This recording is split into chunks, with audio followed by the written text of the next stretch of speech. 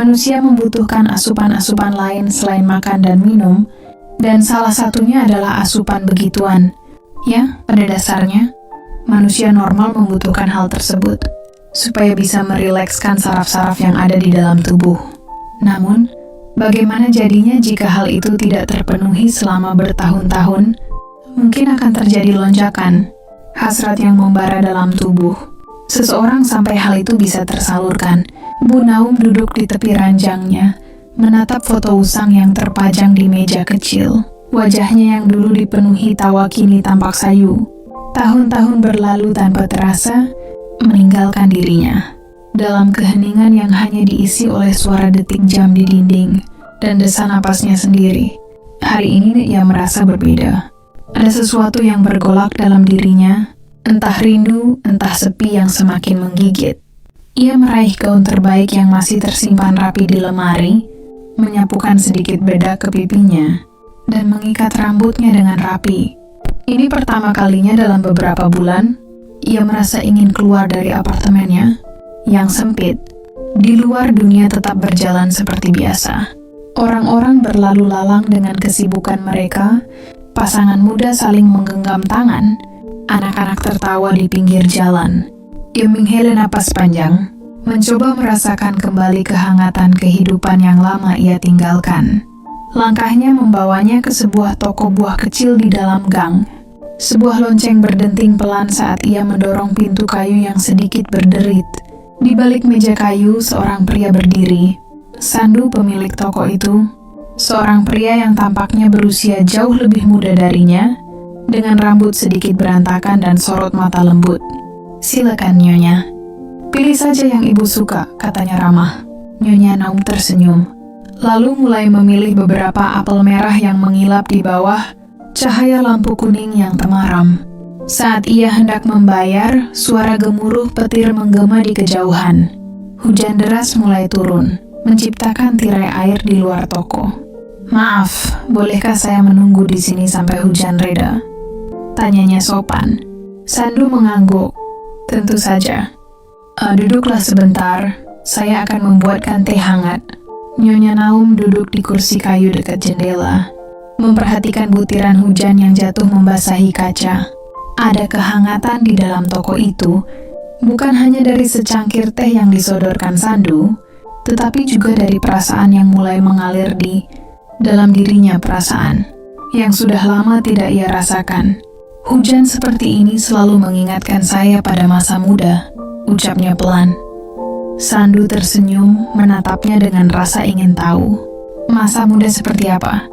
Ia terdiam sejenak, lalu berkata dengan nada lirih, "Masa di mana cinta masih terasa begitu dekat." Hujan di luar semakin deras, menciptakan melodi yang menyelimuti mereka dalam keheningan yang nyaman. Sandu tidak berkata apa-apa, hanya duduk di sampingnya, mendengarkan. Terkadang, kehangatan tidak harus datang dari sentuhan, tetapi cukup dari kehadiran seseorang yang mau mendengar. Dan malam itu, di sebuah toko buah kecil di tengah kota yang bising, Nyonya Naum merasa hidup kembali, meski hanya untuk sesaat. Di tengah hujan yang turun dengan deras, suasana di sebuah toko buah kecil mendadak menjadi canggung. Terlihat jelas perbedaan usia yang cukup jauh antara Nyonya Naum, seorang wanita paruh baya yang menyendiri, dengan Sandu, pemuda yang sedang sibuk merapikan dagangannya. Sementara Sandu asik dengan urusannya sendiri, Nyonya Naum hanya berdiri terdiam, berharap hujan segera reda. Tanpa terasa, pandangan Nyonya Naum terus tertuju pada Sandu. Entah apa yang terlintas dalam benaknya, ia akhirnya memberanikan diri untuk mendekati pemuda itu.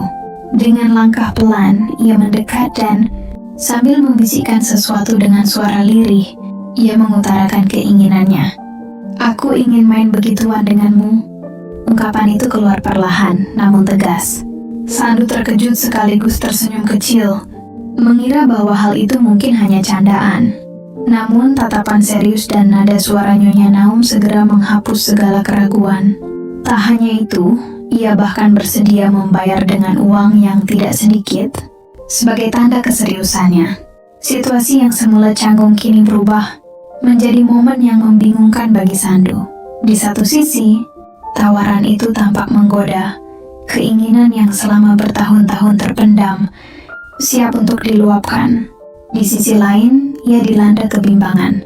Menolak berarti kehilangan kesempatan mendapatkan sejumlah uang yang lumayan, namun menerima berarti harus melangkah ke ranah yang sama sekali baru baginya.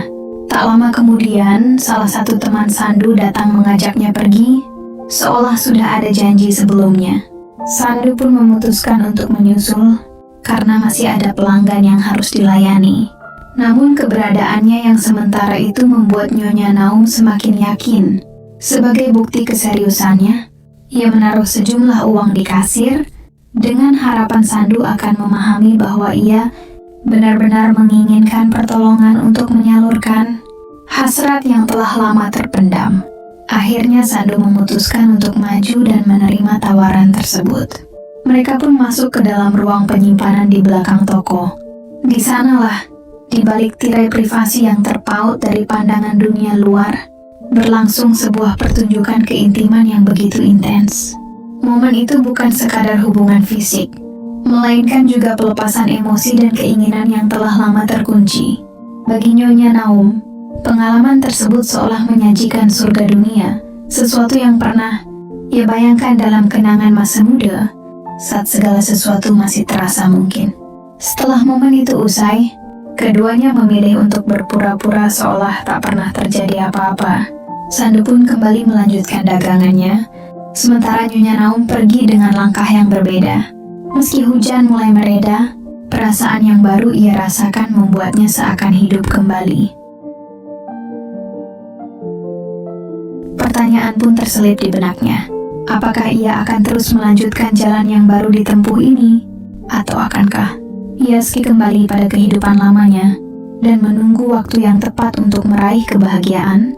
Kisah ini pun menyisakan tanda tanya, mengisyaratkan bahwa dalam hidup, terkadang keinginan terpendam yang lama tidak hanya bisa menghangatkan hati, tetapi juga mengubah jalan hidup seseorang selamanya.